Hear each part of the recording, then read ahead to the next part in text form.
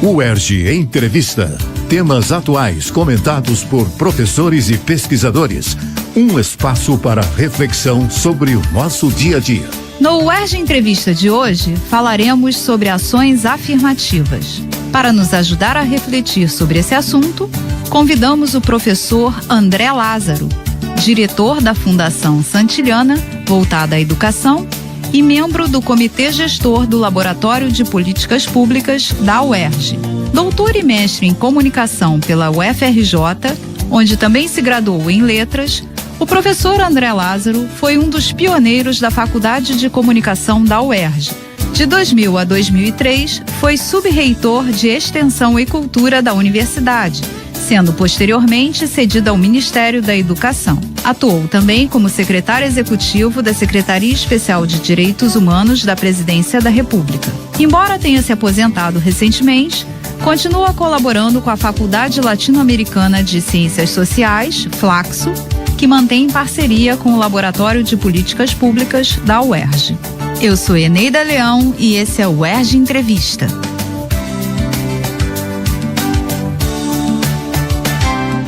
Professor André Lázaro, obrigada por aceitar nosso convite. Obrigado pelo convite. Professor, neste ano a Declaração Universal dos Direitos Humanos completa 70 anos. Isso suscita algumas reflexões. Por exemplo, vivemos em um mundo com grandes avanços tecnológicos, mas ainda com enormes desigualdades sociais. A que o senhor atribui esse descompasso? Na minha avaliação, não é necessário que avanços tecnológicos convivam com retrocessos culturais, políticos e sociais. Essa combinação, ela resulta da maneira como a inovação é apropriada por uma sociedade muito desigual e por uma sociedade mundial também que aprofunda a sua desigualdade. Os direitos humanos têm uma história muito interessante, né? Ele é fruto de um acordo entre duas forças políticas distintas e opostas, né? O liberalismo do capitalismo americano com o socialismo da União Soviética, que venceram juntos a guerra, e eles tentam fazer um acordo dos direitos humanos, mas com um inimigo comum, que é o nazifascismo. O que me surpreende hoje é que erguem-se vozes contra os direitos humanos, reavivando aquilo que foi derrotado na Segunda Guerra, que são os nazifascistas. E o que mais preocupa é que hoje setores desse liberalismo estão namorando, se encontrando e tendo uma fé com o nazifascismo, de tal maneira que a frente contra o fascismo hoje ela está muito reduzida, e é assustador, porque o modo como hoje se atacam os direitos humanos é exatamente o modo como nos anos 30 na Alemanha se atacava a diferença, a diversidade contra os judeus, contra os ciganos, contra os comunistas. Então é um momento importante da gente refletir o quanto nesses 70 anos os nossos avanços tecnológicos precisam trazer juntos avanços sociais e políticos numa situação de maior igualdade e de respeito à vida. As ações afirmativas vêm para suprir um pouco esse descompasso? Olha, com certeza. Eu acho que uma das fraquezas que os direitos humanos apresentam é que eles não conseguiram garantir efetivamente a vida digna para todos. Então, de alguma maneira, um grupo desfavorecido pela globalização, ele tende a enxergar esse conjunto de iniciativas civilizatórias como sustentadoras de desigualdades. Então, ao invés de se valer dos direitos humanos para enfrentar a desigualdade, se voltam contra os direitos humanos, como se o fim deles garantisse o fim da desigualdade, o que não é verdade. E as ações afirmativas no Brasil? No Brasil, as ações afirmativas são mais do que necessárias. E houve muitas, né? O movimento negro, com toda razão, lembra que quando se pretendeu fazer o branqueamento da população brasileira, se adotaram ações afirmativas para a vinda de colonos europeus para o sul do Brasil. Recebiam terra, recebiam financiamento, recebiam um conjunto de apoios para se estabelecer no país. Nos anos 60, a ditadura militar criou a Lei do Boi, que era uma ação afirmativa nos cursos de veterinária e agronomia para filhos de proprietários de terra e outros agricultores. Então a ação afirmativa, ela já foi usada no Brasil com diferentes intenções. E hoje? No campo atual, a partir do governo Lula, se estabelece um padrão de ação afirmativa voltado para a população negra brasileira, que é formada por pretos e pardos, que hoje são a maioria, são 54,5% da população brasileira, com vistas a reduzir a estupenda desigualdade que há no acesso da população negra a bens, serviços e direitos. Então, a ação afirmativa é uma resposta a uma desigualdade. Ela deve ter um período de finalização, ela deve ter um momento de conclusão, mas ela precisa ser acompanhada. Aqui a UERJ, ela foi pioneira, nós sabemos disso, nas ações afirmativas, e a nossa lei de 2008, que é a mais recente, definiu o formato atual que as ações afirmativas para ingresso na universidade funcionam, né? O modo como funciona. Essa lei previa 10 anos, portanto agora 2018 é o momento de reavaliação da lei. Nós fizemos juntos, né, a Flaxo, a UERJ e o Instituto de Ciências Sociais, a sua parte de pós-graduação, fizemos um evento que contou com a presença do setor jurídico do Estado do Rio de Janeiro, que vai encaminhar à Assembleia Legislativa uma nova proposta de ação afirmativa. Foi muito importante nesse evento constatar que o setor jurídico do Estado, a Procuradoria do Estado, a Defensoria Pública do Estado, aliás, grande parte deles ex-alunos da UERJ, estiveram aqui, participaram do debate e reafirmaram o seu compromisso de garantir que a política de ações afirmativas prossiga na UERJ, aprimorado segundo sugestões que vão apresentar. E qual foi o resultado dessa avaliação, professor? Olha, o resultado, ele, por um lado, é muito importante notar que a UERJ é uma universidade com perfil popular do ponto de vista de classe e do ponto de vista racial. Então, as ações afirmativas colaboraram para que isso ocorresse, especialmente nos cursos de alta concorrência, né, que é a medicina, o direito, as engenharias, o design, a comunicação, que eram cursos com rara presença de estudantes negros, né? A nossa medicina era a fotografia do final de curso da medicina era quase norueguesa, né? Então é bastante preocupante num país com 54% de população negra você ter uma medicina que só tem estudantes de outra origem social, porque infelizmente no Brasil a pobreza tem cor e essa cor é negra. Então, nossa desigualdade racial, ela também expressa uma forma da desigualdade social. Então, eu creio que a UERJ, nesse ponto, ela avançou muito. E eu me reuni recentemente com um conjunto de coletivos negros aqui da UERJ, meninos e meninas, né, jovens. Foi muito interessante a conversa. E debatendo como eles avaliam a presença na UERJ. E o comentário deles foi precioso. Disseram, olha, racismo de um professor ou outro a gente enfrenta. Não é novidade para nós, já vivemos racismos. Falta de bolsas é gravíssimo, porque nos impede de estudar. Mas para nós o problema mais grave é a ausência de autores negros na bibliografia dos cursos. A nossa intelectualidade parece que ignora a contribuição dos autores negros nos diversos campos do conhecimento. E também, nossa preocupação, dizem esses estudantes, esses coletivos, é que a nossa agenda de interesses nem sempre coincide com aquilo que os professores conhecem e estudam. Então, eu vivi uma experiência muito positiva como gestor de um projeto de pesquisa apoiado pela Fundação FOR, que eu realizei na Flaxo, em parceria com o Laboratório de Políticas Públicas aqui da UERJ. Esse projeto, ele previa e realizamos fóruns estaduais de ação afirmativa. Viajamos por 10 estados brasileiros. E nesses fóruns nos reunimos com gestores de instituições públicas, com movimentos sociais do campo, indígena, quilombola, movimento negro, movimento de mulheres, movimento de capoeira, muito bom, muito interessante, muito diverso.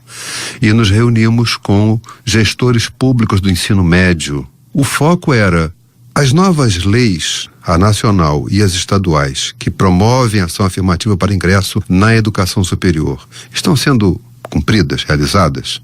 Que desafios enfrentados?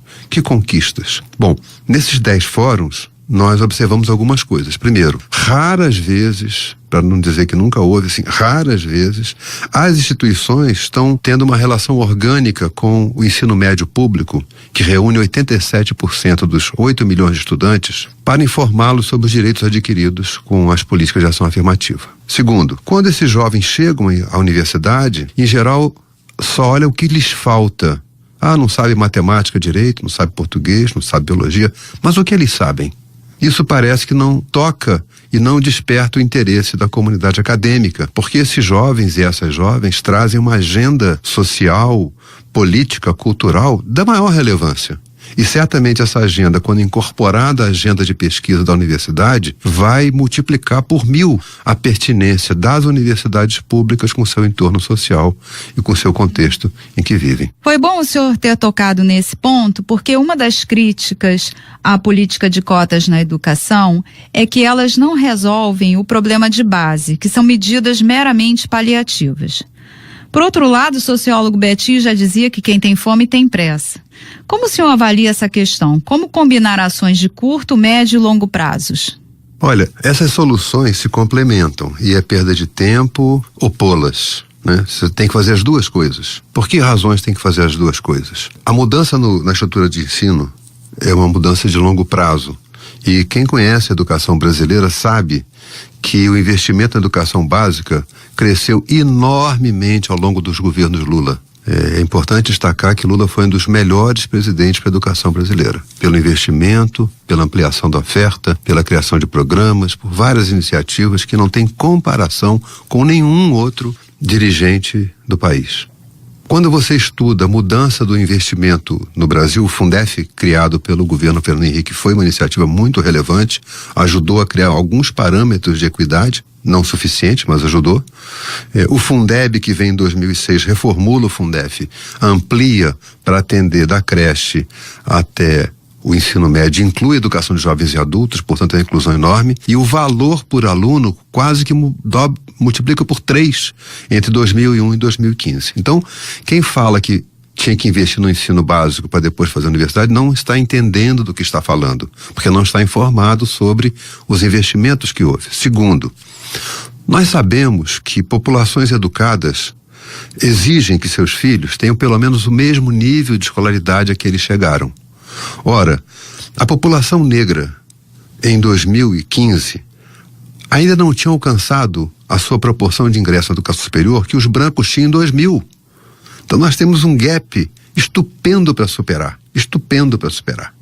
E os estudos relativos a rendimento acadêmico demonstram que não houve absolutamente nenhuma perda do que se tenta chamar de qualidade aferido pelo ENAD e por outras provas. Então, todos os mitos contrários às cotas caíram por terra, menos um, que é o racismo. Então, o racismo continua operando e gerando um conjunto de racionalizações para manter uma ordem escravocrata. Então, eu acho que o Brasil hoje vive a crise de ter que abandonar a ordem escravocrata que garante privilégios e enfrentar uma democracia de fato. Felizmente, a juventude, inclusive aquela que está nas universidades, já disse, não voltaremos para a senzala. Então, o Brasil vive uma transição. Ou ele aceita uma transição em favor do direito, da igualdade de todos, ou ele vai viver uma crise cada vez mais profunda, marcada pela violência, porque só a violência vai deter esse vigor de luta por igualdade que há no Brasil hoje. Professor André Lázaro, para podermos encerrar essa conversa, queria que o senhor falasse um pouquinho da parceria da Flaxo com o Laboratório de Políticas Públicas da UERJ. A Flaxo é um organismo multigovernamental com presença em 15 países da América Latina. Foi instituída aqui por acordo com o governo brasileiro nos anos 90 e ela desenvolve muitas atividades. Um projeto que eu coordeno, né, o Grupo Estratégia de Análise da Educação Superior. Nós realizamos muitas coisas interessantes. Publicamos 18 títulos sobre ações afirmativas no Brasil, com vários ensaios, estudos, publicação de estudos inéditos, um trabalho do qual me orgulho muito. Há inclusive um volume dedicado à experiência da UERJ, escrito pela professora Elielma, que hoje dirige a área importante de atendimento aos estudantes que ingressam por cotas na universidade. Então, essas publicações só foram possíveis porque houve um apoio da Fundação FOR e a parceria da Claxo com o LPP, né? Foi muito importante para nós isso. Nós realizamos algumas atividades, como por exemplo esse seminário de avaliação da política de cotas na UERJ, que foi, a meu ver, um momento relevante pela confluência de argumentos em favor da política de ações afirmativas. Realizamos aqui um conjunto de debate de conjuntura em parceria Flaxo e LPP e PPFH, que é o Programa de Formação Humana, um plano para graduação. Tivemos um encontro muito importante aqui na UERJ, na sede da UERJ, na reitoria, na sala da reitoria, em que os diretores das FLACs de toda a América Latina estiveram juntos aqui, com a nossa vice-reitora e com uma bela palestra do professor Teotônio, que veio a falecer agora em fevereiro de 2018. Então, é uma lembrança que, inclusive, a FLAC se orgulha muito de ter criado essa oportunidade do professor Teotônio fazer uma palestra muito consistente, que nos iluminou muito, inclusive, para os fatos presentes que nos impressionam. Professor André Lázaro, muito obrigada pela sua participação no UERJ Entrevista. Obrigado da minha parte, estou à disposição. No UERJ Entrevista de hoje, falamos sobre ações afirmativas com o professor André Lázaro. Participe, mande suas sugestões para radiouerj@gmail.com. UERJ Entrevista. Equipe técnica: Daniel Barros, Gleidson Augustos e Eduardo Sobral. Locução: Alfredo Fará. Produção: Rádio UERJ. Realização: Centro de Tecnologia Educacional, CTE SR3.